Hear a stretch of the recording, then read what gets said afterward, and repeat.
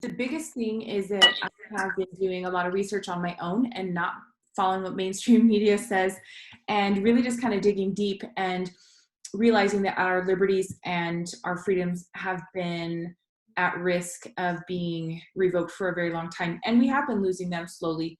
And I firmly believe in the Constitution, and it seems now the media would have you believe that you are a minority, but I don't think that's the case. I think it's the majority still believes, but the picture that they paint and the agenda that they paint is that you're a minority, we're going to just come sweep the nation really with blue. And I don't really think it's a blue or red issue. I think there's bigger things at play, obviously, but I just feel like right now I really have to fight for liberty and freedom, and that it should be the number one concern for every elected official in office, instead of saying the things that we're hearing, even on national levels, that they just don't care and they forget that we, the people, are supposed to be represented by them, not them doing what they want to do with that power that we've given them. And I just would like to see a return to that, because it looks a little bit different for everybody, but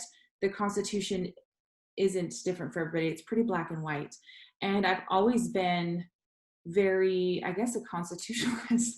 I don't know. I love studying that in school. I love that we actually have a document that protects every single person.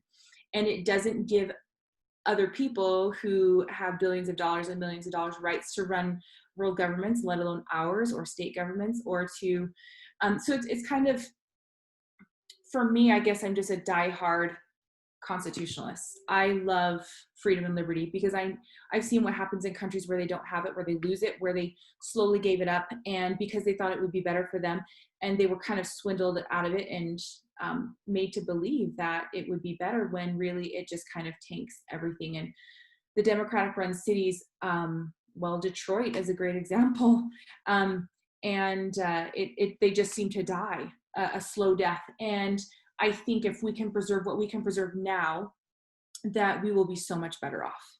Not for us, but for our children and for all the generations to come. And I think that we have an obligation to stand up and do that for future generations, so there's something left for them. I know. What was your story? What happened to your life that made you feel like that you loved liberty? I think for me, I'm not sure when I can pinpoint an exact time or an experience or a moment, because I've always felt it inside me, even as a little kid. I've always loved liberty. I've always loved the United States. I've always loved the flag. 4th of July is my favorite holiday still. I just always have. I was involved in helping with running polling places and things like that right when I turned 18. I worked for election departments in 2 different states and counties. I've just really been involved with the election process and the actual voting process. What did you love seeing about helping the election process? What did you love? What did you feel? I felt very patriotic, actually. Very patriotic, and knowing that I was a part of that, and also to see the counties that I was in, that there was, it was very honest. And that is actually a concern of mine now, the validity of some results, perhaps in November that might come through. But I loved being a part of that process, because I felt, you learn about this stuff in school, and here I am hands-on, we're voting and I'm helping and things like that. It was a great experience. That's fantastic. That's fantastic. I asked that question. I asked one more question to you. What's your vision for the world? What would you like to see more? How would you like to see people behave and live and think more like in the world? What's your vision for the world? My vision for the world, and it's funny because that's been on my mind for months, of what is possible, what will happen as compared to what could happen.